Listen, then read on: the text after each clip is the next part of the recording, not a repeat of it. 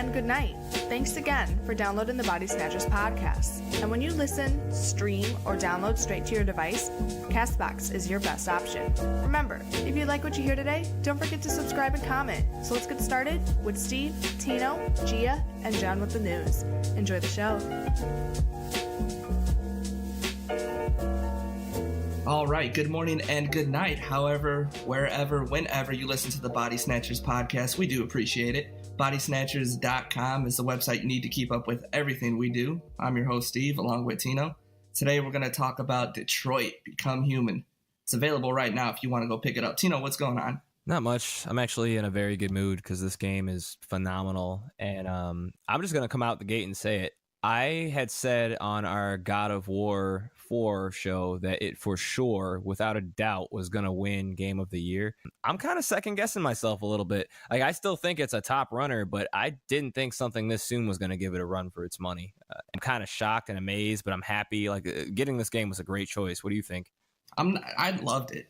Is it going to get Game of the Year? I don't know. And there's a couple reasons for that. We'll get into that. This game, it had zero hype behind it. Seeing how we both had to convince ourselves to make the $60 jump and justify it, we were literally going back and forth seeing if we were going to do it or not. And you jumped, so I had to follow. But honestly, I'm glad we did, because the phenomenon that this game is, your decisions change the path of events and even the main story. It simulates free will. I think that's amazing. That's mind-bending to me, because we can have 10 of our friends play it, and if we all talked about it in the middle of the game, we could all be in different parts of it. It's like an interactive movie. Think about that. Well, I mean, going back to what you were saying, with there being, no hype, I think that might be wrong. I mean, for me, I was following this game maybe a little over a year ago, and I had read a couple articles about it, prior to that, but wasn't following it so closely, maybe like a year before that.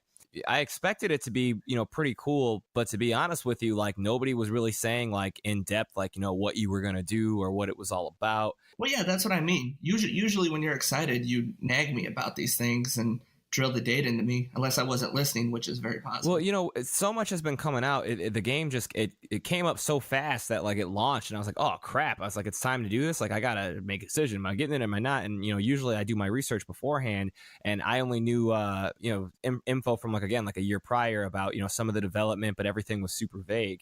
Man, like, I was not expecting this game to be what it was. And to get into that, like, what Steven's saying is, yeah, you can choose, like, all these paths, and the game is going to be a bit different for everybody, and you may want to make multiple runs through the game in order to experience everything you possibly can. But on top of that, man, there's just, like, so much going on, and that's what, like, turned me on to this game. So you've got 3 different androids where you'll go through a segment where you've got to go through a series of tasks. It's a scene, basically, and once you complete that scene, wherever the outcome is, that's like, okay, the game will stop, it'll back out, it'll show you all the possible options you could have had. If you didn't select something on, like, a flowchart pattern, then it will have, like, a little question mark, and you can't go back. Like, that's it, it's done, it's saved, that's it. Right. And whatever you did in that scene may affect, the next android's life, because it keeps going between these 3, like, over and over and over again. And the story just gets so good from all these different perspectives. One scene, it might be, super violent, and then, and somebody else's scene, it might be super happy, full of, like, love type of issues and so forth. And it just keeps going back, and it's like, it's a roller coaster of ups and downs. And while this is going on, you're learning more and more about their society, like, really subtly. And that was the coolest part for me. So it's like, you're trying to stay, fixated on the story, but when it sets off, first off, when the hell did Detroit in 2038 become, like, this magnificent, wonderful robotic paradise? Like, that was just so cool to me. There was an ad years ago from I think the company was called Corning Glass, and the whole idea behind them, and they're still around, they make glass for smartphones and stuff, but they had released a bunch of concepts in, like, this video with actors and stuff, where basically, like, this, it was saying, like, if your cell phone was clear, using the Corning Glass technology is going to be so advanced in the future, where, like, in this demo with actors, they would have somebody, like, wake up and they would have their phone in their hand, and basically, like, wherever they put their phone in their entire house, it was, like, connecting. So, they could walk up to their mirror while they're brushing their teeth in the morning in the bathroom. The LED will light up behind the glass because it's actually touchscreen and go, hey, the weather's going to be this today. Do you want to do this? Do you want to do that? And they're like, oh, okay. And they'll like start making their appointments and plan for the day by pressing the mirror. And then when they get down to the kitchen, whatever they did in the bathroom upstairs, like reappears in the kitchen. And I mean, not to get too into that, but that's a lot of like what you got out of this game. It was just so interactive where they would just casually throw in this futuristic crap that was freaking amazing. Like the buses that the androids are on. Wasn't that cool? That was cool. I like the magazines, the Daily Detroit or whatever it was when you pick it up. Freaking tablet magazines? Yeah, I like those because you can pick them up, you get all your subscriptions on there, and then you just swipe right to go do your subscriptions and then go up. I mean, it works the same as our phones do pretty much right now, but a whole nother level. Yeah, that looks pretty cool. So, I mean, this game, the three characters, their names, let's get a little specific. I don't want to get into too much detail, but Kara is voiced by Valerie Curry. Connor, he's like the police officer type of guy. He's voiced by Brian Dechart, I think his name is. And then there's Marcus, who's voiced by Jesse Williams, who I'm a huge Jesse Williams fan. He's like super active in the tell him why. Grey's Anatomy. Well, he's super active in the Black community. He's just a really awesome, outspoken actor. And yes, Grey's Anatomy. He's that dude. I don't care. I watch that show. Get at me. And the game has gotten tremendous reviews. Like even IMDb was like 9.6. GameSpot gave it an 8.8. And let's remember real quick, this is a PS4 exclusive. Oh, so it's not on Xbox. No, it's not on the sad box. It's not. Xbox takes another L. I'm shocked. PC too. PC's taking some body shots. PC can hold its own though. They've got Steam. Steam is like a whole nother. I should just cut that out. So, anyways, Quantic Dream is the company that made this, and they are actually located in France. And this game actually goes as far back as 2012 when they released a tech demo. And it was just called Kara, who's, the first chick that's in this game. It wasn't intended to be a full game. It was simply a demo to show, what they could do. I think it was like a Los Angeles press conference they did. And the game, or demo rather, got so much hype behind it that people lost their minds. Somewhere between then and like 2016 is when I like loosely heard of it. And I was like, oh, that's neat. Last year is when I heard like that they were like deep in production, so much so that the script alone was a couple thousand pages and took over 2 years to make, according to the director of the game, David Cage. Yeah. So I mean, like that's pretty ridiculous if you think about it. Yeah, these games are his genre. This is his thing.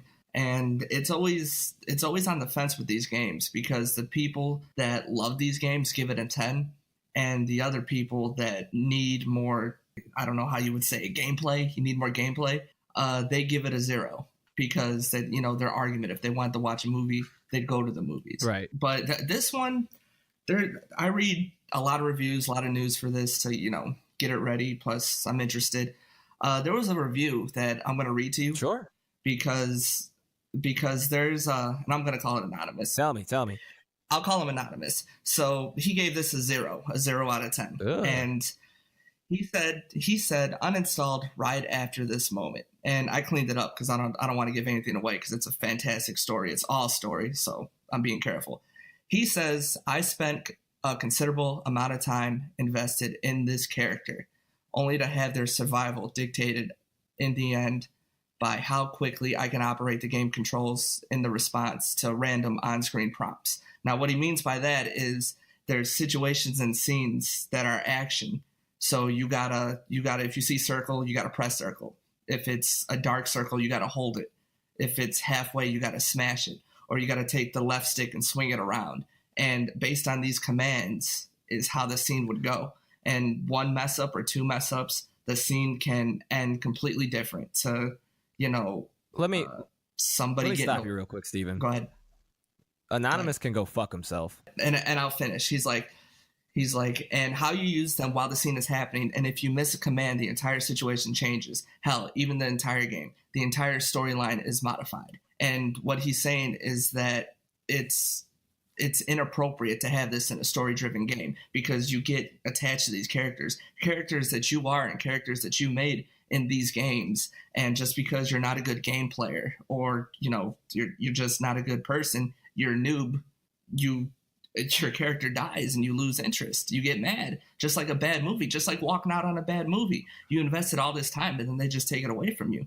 I mean, in their defense, why would you want to finish that game? Well, but my argument to that is the reason this game is getting so much hype and you become so invested in it and so attached to it. This guy sounds like somebody who can't deal with his emotions, because this game it's made to mimic real life to some degree, and that's really hard to get used to when you're playing a game like this, because most games, literally every game, I don't care who you are, everybody knows that the first thing you go to do is get to that sweet save point spot.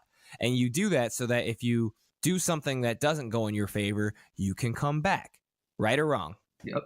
Everybody does that. I used to bank them. And that's the way that we've been spoon-fed video games for a very long time. Or you've got your continue button, which is, or I should say, like your extra life, your man. That's really the same thing, just, the stakes are a little bit higher. Okay, fine. This they take the crutch just completely away from you. There are times where like I get really excited about it, and then there's other situations where I think I'm doing everything perfectly and I get invested in the story, and an action sequence or something along the lines of what he's describing occurs. My reaction time is delayed because I just got so attached to the story, and all of a sudden we went from 0 to 100, and I'm trying to pull my head out of my ass to figure out what's going on, because I want this character to do this. I want him to win that fight or dodge this thing, or jump to this place, whatever the hell it is. Sometimes my brain doesn't allow me to switch fast enough, especially in the beginning, because there's a lot of stuff that happened that I didn't expect. The outcome was not what I desired, and I was so mad. But like, there's no do-overs, and you can't do anything but like, okay, am I really going to start this over again, or do I pick it back up? It's like real life. And that's what I love about it. And then there's even sometimes where I've had a situation that occurred where I thought it was the grimmest outlook, for what I wanted. It just, that was it. The game was ruined for me now. If you continue to play through, sometimes it'll surprise you, and, full circle, it won't be what you thought it was going to be on the surface. You know what I'm saying? Yeah. And to what you're saying, there's no do-overs, and sometimes the pressure gets so intense to where you may, based on your decisions and your reflexes, and me and you are playing on experience. You're playing on experience, right? Yeah, no, I'm not a coward. Yeah, so there's more buttons, and they're not there as fast, and everything's happening so quick. And just a couple mistakes, you could lose an entire character, just like you could lose your life if it was really happening. And when you're talking to somebody, and say like you're trying to, without giving anything away, you're trying to get a confession or an answer out of somebody, they have a stress level bar next to them. So they give you all these responses, and you're trying to have a conversation with them, and you got to get their stress level to a certain point, whether it's low or high, and it'll unlock more dialogue. They time it.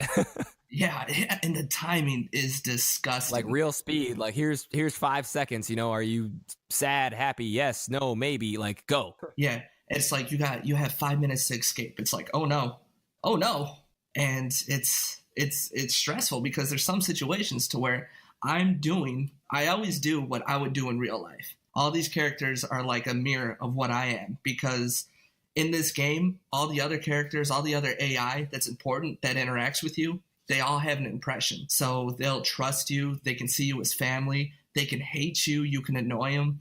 They can want to bang you. It's based on what you say. And there's some situations that I fuck up.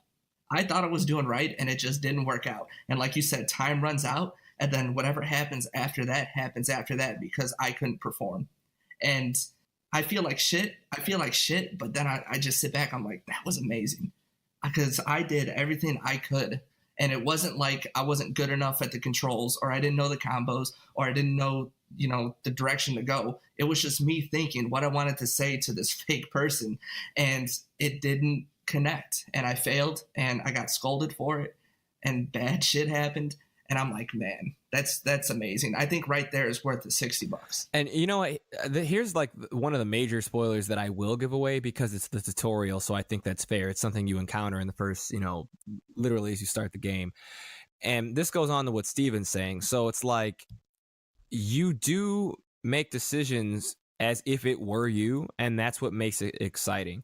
So like I had Kathy sitting next to me who got a strong interest in the game, and the next day started her own storyline, and she's making decisions on the way that she would make them, and some of those correlate to what I would do, but I had already gone through this area of the game. So I'm sitting back and I'm watching her go through it and pick, all these alternative options, that are more specific to her as a person. And I'm just watching the game develop in an entirely different way. And even though I just did it the night before, it's now interesting, and I'm watching it as if it's a movie. It's the coolest thing. And like, I don't even want to turn away. Like, I want to jump in because I want to beat the game, but it's like, if you want to keep going too, like, that's cool.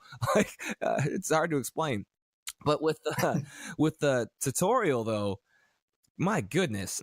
So when the game kicks off, I'm going to be honest with you guys. I wanted to like kind of be an asshole about it, like with the choices and the options. Like, I wasn't going to take it seriously. Like, it's been a very long time since I've found a game where like you feel obligated to make real choices, based on what you would do in real life. So it gives you options. And I wanted to be a terrible person. I wanted to pick what option I think would be funny or whatever. And you learn real fast in the tutorial that that's not going to fly.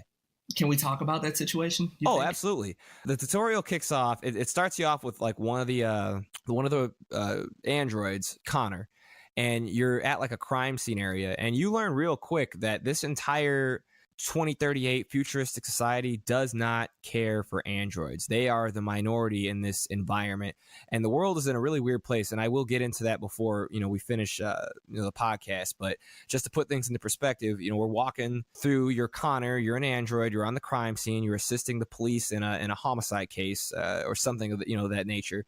You're walking through. You're talking to some quote unquote fellow cops, but they're humans. You're the android.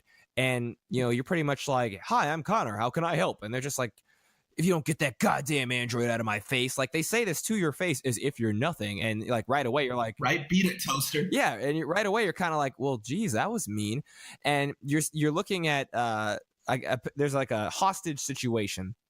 And it was a small family, and the wife in this situation, she's a woman. She's like hysterical, like in the corner. The police are talking to her. She looks over at you because you're getting ready to attempt to save her daughter from, the suspect that, has her on a roof ledge or something along those lines. You walk past her. She's talking to the police, all scared. I think she's got like a little blanket over her, and they're trying to calm her down. And she looks up, and you haven't said anything to like anyone outside of the cop who just insulted you. And right away, she's like, an android? You're sending an android? Why couldn't you get a human? What the hell is wrong with you? Now my daughter's gonna die. So it's like, okay, context clues. Your daughter's out there, being held hostage by whatever or whomever. Even though her daughter's life is on the line, the hate for these machines is so strong that she feels the need to overcome her fear and panic to insult you in a negative way because she feels that your existence is going to be the demise of her daughter. And that was such a powerful thing that they started the game off with in the tutorial.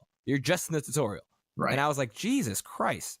So, okay, fast forward a little bit. You talk to a few more cops. You're in like this condo apartment-ish like area, and you're finding and figuring out clues. And as you're doing this, you're talking to the cops, and every single one is just treating you like shit. Like they're just insulting you, like just over and over. Get that, like what Steven's saying, that damn toaster out of my goddamn face. And you're like, right, they're shoulder bumping them when they walk right by. That strong ass shoulder check. I was like, okay, buddy, I'm Connor, I'm here to help. You see like a dead body, for instance, and this here I won't say it, but you see a dead body in the tutorial, and you walk over to it, and it gives you the option to like kneel down, blood on the ground, and the first thing you have to do is like, you point to different areas of their body, and the screen kind of changes colors, and it highlights like a triangle. So you have to like piece together a series of clues to solve this Scooby-Doo mystery on, how this dude died. So I'm like, okay, this is kind of cool. So, you go around, you find the clues. So like, for instance, the blood, Connor's an android. So he'll reach down, touch the blood, touches his tongue. I love that part. I love it too, man. He touches his tongue and does like a real fast, like, DNA trace. And he's just like, okay, this is the victim, blah, blah, blah. It has like the birth year, everything, like all the information about him, like pops up on the screen. And then it's like, okay, next clue, and then it's like, victims, heart stop beating, or, there was a bullet that penetrated here or whatever, and there's like these pictures that come up with it. And you think that's it. You're like, oh, okay, that's cool. Once it gets that far, it pieces together a timeline, and then it's kind of tough to explain, but it's like their body's laying on the floor. In this timeline, you can hit L2 or R2 for like as if you're fast forwarding and rewinding a movie. So let's say we're rewinding. So the body, almost like a ghost figure, or like one of those freaking like what do you call them? The those little Jedi. Like the stick figures in video games when they're taking the movement from an actor. Yeah. What are those ball suits? Whatever, man. Like, you know like, what I mean? like Stick figures. No, that's not what I'm looking for. Hologram is what I was thinking of. So the body's there, and like a hologram, almost as if it's a spirit of the person, comes out. So the body's still there, but you've got this, it's obviously a hologram in the android's head, comes out as you're, moving the cursor along to rewind, fast forward, and you can see, the body like moving, and you can go as fast or as slow as you want to, and the body's like, you can move it back and forth, and you can see, like, if it was a bullet, for instance, that came across the room, like Connor in his mind is tracing where the bullet came through, and you get to see the bullet like in reverse, like exiting through the victim or whatever, and the victim gets up, and it'll end the video, before the victim even got shot. Like how he would have looked if he was just in the kitchen standing. And then, right. So you hit O or whatever, you get out of that. And what will happen is, like, because he's now figured out like the angle of where the bullet came through and penetrated, he'll like look across the room, and it will show, like a bullet hole in the wall or something, or maybe the source of where the bullet came from, something along those lines. And that'll be the next clue. And then you go over there and you start investigating, and you're like putting pieces and shit together. And to be clear, yes, this is the tutorial, but understand that this is not the end all be all of the game. That's what I thought it was going to be. This is specific to, that storyline. Every storyline has its own traits of unique things that you can and can't do. So, I don't feel like I'm ruining it for you. It's just a tutorial. Like, there's tons of really cool stuff that happens between them. And a couple things. It's like whenever you hear Tino say that you got to find all these clues and put them together, you press R2 and they put you in detective mode, and they point you in the right direction. They don't want you to spend too much time looking for clues and all like that so that you get out of the story. They make sure that you progress pretty easily, no matter who you are. Now, that Tino was explaining in the tutorial, that body that they found, and then you investigate how he got shot and how he died. Right next to it, I don't even know if you've seen this, but in detective mode, it didn't have an icon, but there was a gun under the table. Yeah, I found it. And that's one of those secret things. So like for like the main storyline, even though it can go a bunch of different ways, like they point out the obvious, Steven's saying is there are instances where there's hidden things around, the room that you can find that will open dialogue later. Exactly. And that's one of those things where like you end up kicking yourself because like, you can spend time to get through the main story. They don't make it too hard.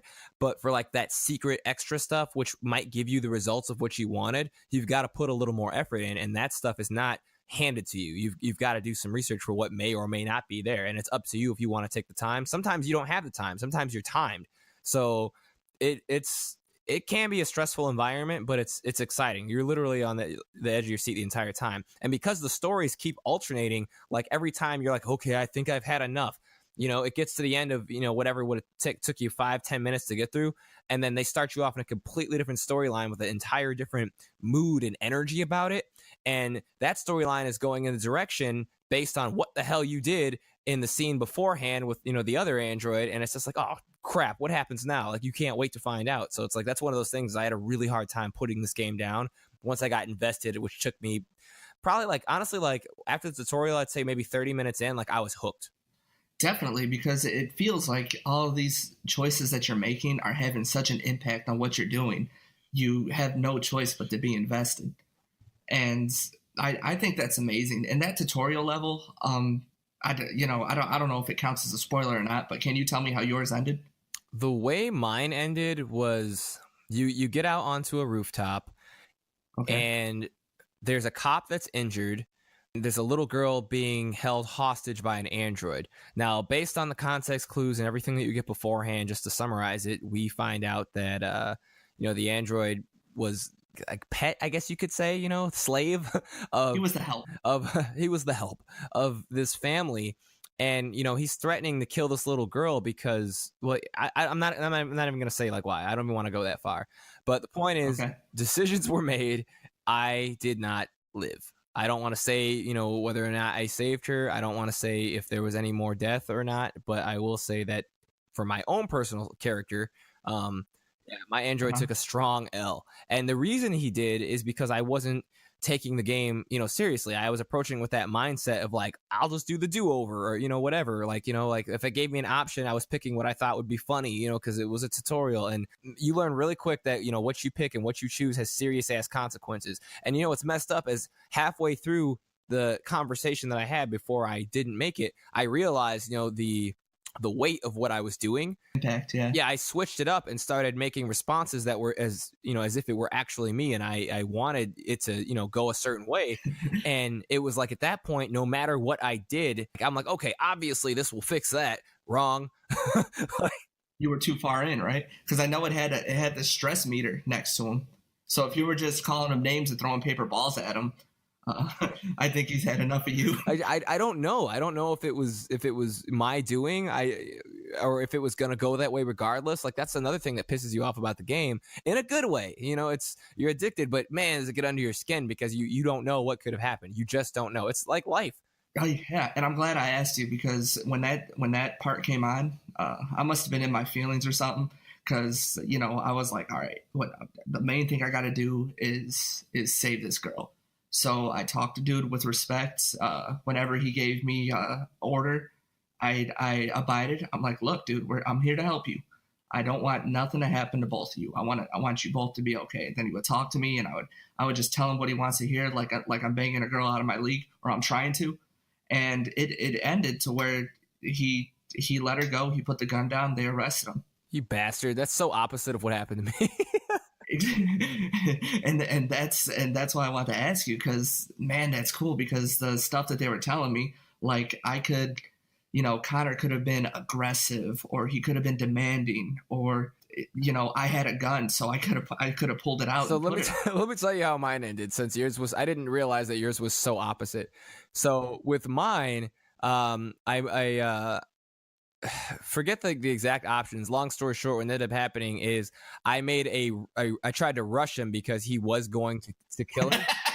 And I fucking grabbed the girl and throw her on the ground, and she lived. And I fucking chuck his ass off the building, and he's going down, and I turn my back to make sure the girl's safe. And in a split second, as he's going back, he fired like 6 shots, like through my heart and my head. Oh, that's and I was cool. like, oh my God. And it was just like, you have died. I was like, what the fuck?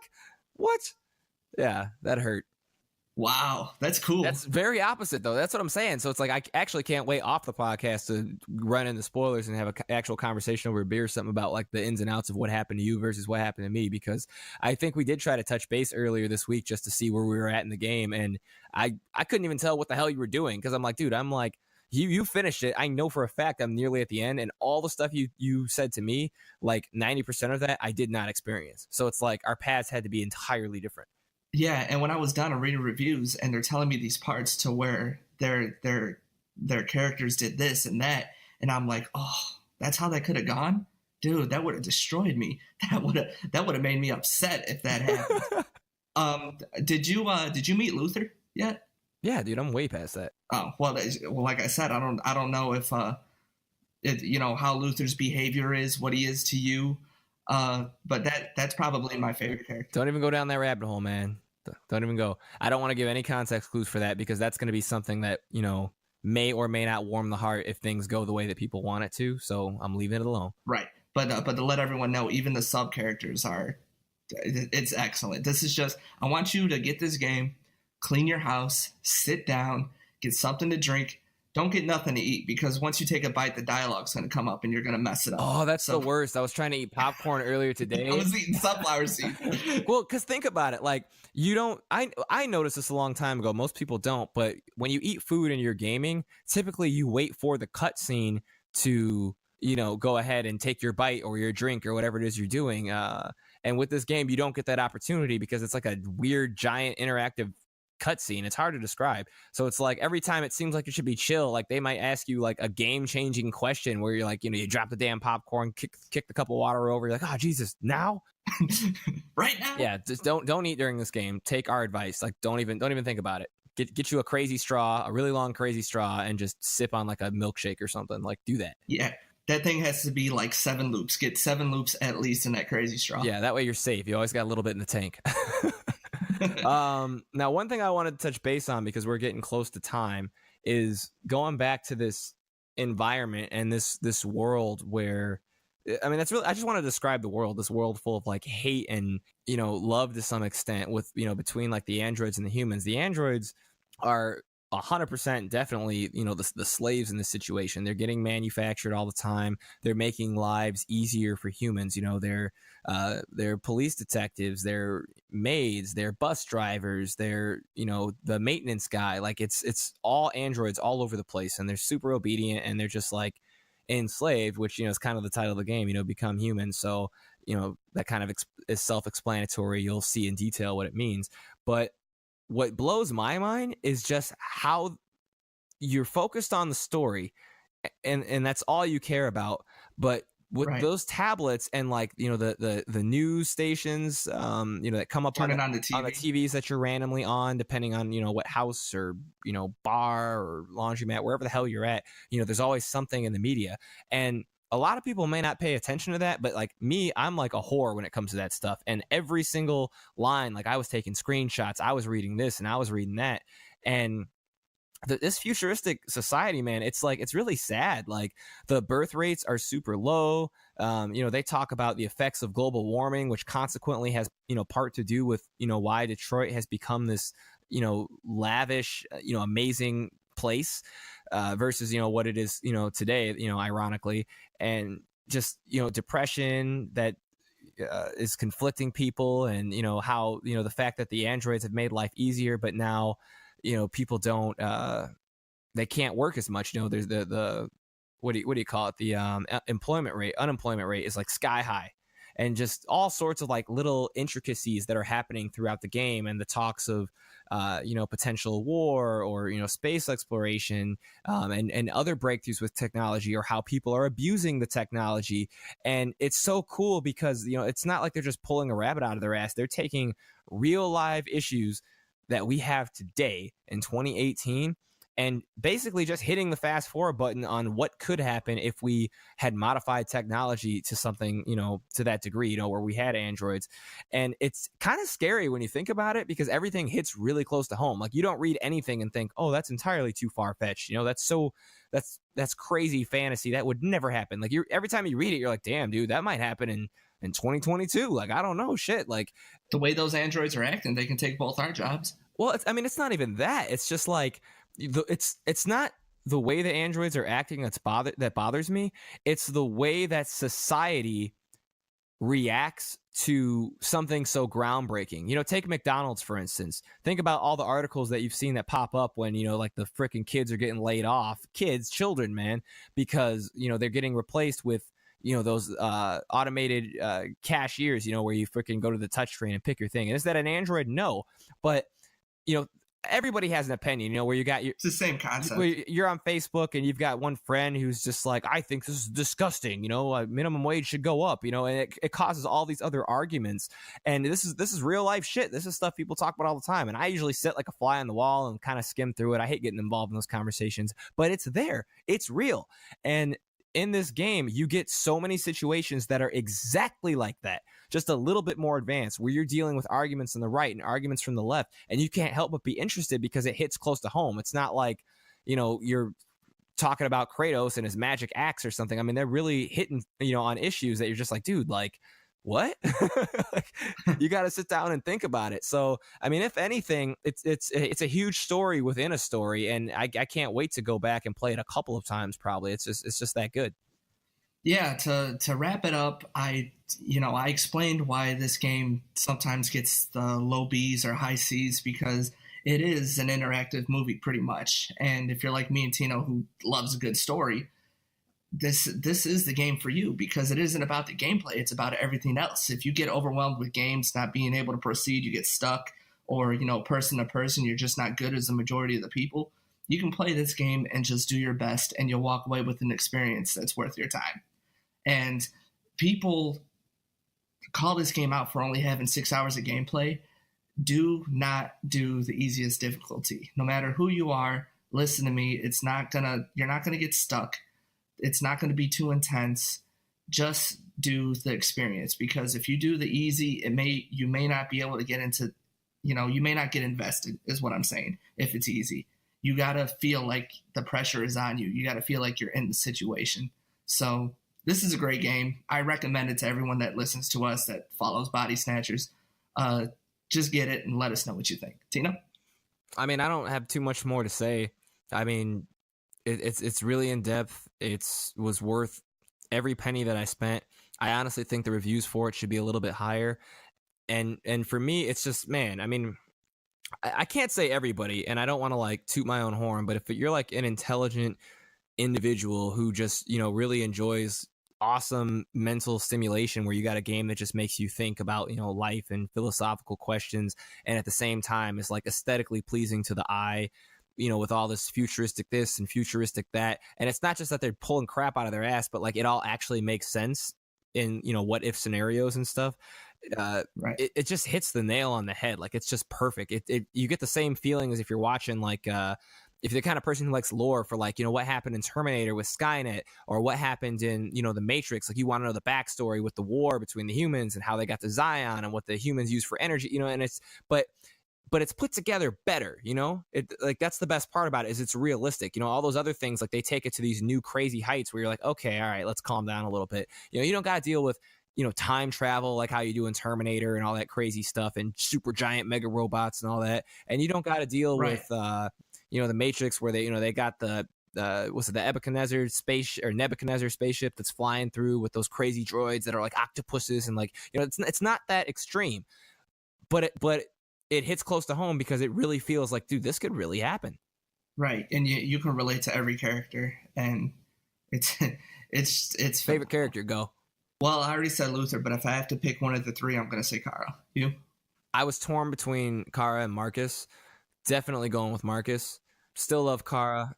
It's absolutely hate Connor. I don't care for Connor. I like the lieutenant where he's at. I like his character, but Kara, me and her had an experience that almost didn't do so well. So I'll tell you about that. Dude, once we the get lieutenant is basically the guy from what is his name? I can't think right now. That show Gotham. Harvey. I haven't seen Gotham. Oh God, yeah. The lieutenant down to a T is Harvey's character. I'll leave it alone. So anybody who listens, like, you know, write us if you agree. I don't know. I think it's hilarious, but I don't got anything else to say. We're definitely at time. So check out the game, and we got more stuff coming up in the future. All right. Well, that's it for us. Remember to go to bodysnatcherspodcast.com. Drop by the shop. We have a limited time apparel there, so do not sleep on that. Like, subscribe, comment, and share anywhere and everywhere. So for Steve and Tino, tell someone you love them. Take care. Later.